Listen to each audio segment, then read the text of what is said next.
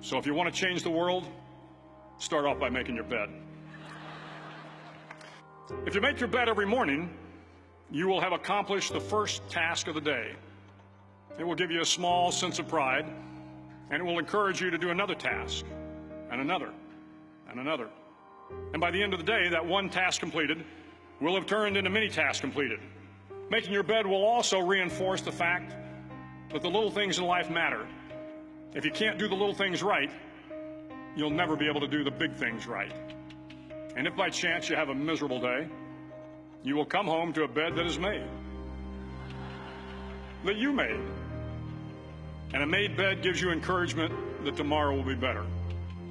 To pass SEAL training, there are a series of long swims that must be completed. One is the night swim. Before the swim, the instructors joyfully brief the students on all the species of sharks that inhabit the waters off San Clemente. They assure you, however, that no student has ever been eaten by a shark, at least not that they can remember. But you are also taught that if a shark begins to circle your position, stand your ground. Do not swim away. Do not act afraid. And if the shark, hungry for a midnight snack, darts towards you, then summons up all your strength and punch him in the snout, and he will turn and swim away. There are a lot of sharks in the world. If you hope to complete the swim, you will have to deal with them. So if you want to change the world, don't back down from the sharks. Over a few weeks of difficult training, my SEAL class, which started with 150 men, was down to just 42. There were now 6 boat crews of 7 men each.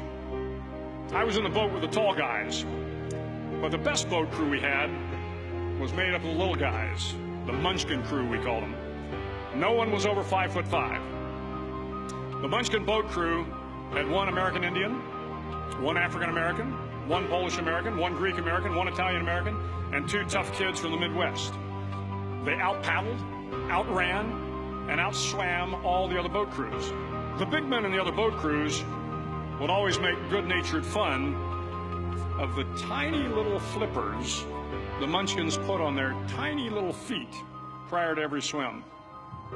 But somehow these little guys from every corner of the nation and the world always had the last laugh, swimming faster than everyone and reaching the shore long before the rest of us. SEAL training was a great equalizer. Nothing mattered but your will to succeed, not your color, not your ethnic background, not your education, not your social status. If you want to change the world, measure a person by the size of their heart, not by the size of their flippers. The 9th week of training is referred to as Hell Week. It is 6 days of no sleep, constant physical and mental harassment, and 1 special day at the Mud Flats. The Mud Flats are an area between San Diego and Tijuana where the water runs off and creates the Tijuana Sloughs, a swampy patch of terrain where the mud will engulf you. It is on Wednesday of Hell Week that you paddle down to the Mud Flats and spend the next 15 hours trying to survive this freezing cold, the howling wind, and the incessant pressure to quit from the instructors. As the sun began to set that Wednesday evening, my training class, having committed some egregious infraction of the rules, was ordered into the mud. The mud consumed each man till there was nothing visible but our heads. The instructors told us we could leave the mud if only 5 men would quit. Only 5 men, just 5 men, and we could get out of the oppressive cold. Looking around the mud flat, it was apparent that some students were about to give up. It was still over 8 hours till the sun came up. 8 more hours of bone-chilling cold. The chattering teeth and the shivering moans of the trainees were so loud, it was hard to hear anything. And then one voice began to echo through the night. One voice raised in song. The song was terribly out of tune, but sung with great enthusiasm. One voice became 2, and 2 became 3, and before long, everyone in the class was singing. The instructors threatened us with more time in the mud if we kept up the singing, but the singing persisted, and somehow the mud seemed a little warmer, and the wind a little tamer, and the dawn not so far away. If I have learned anything in my time traveling the world, it is the power of hope.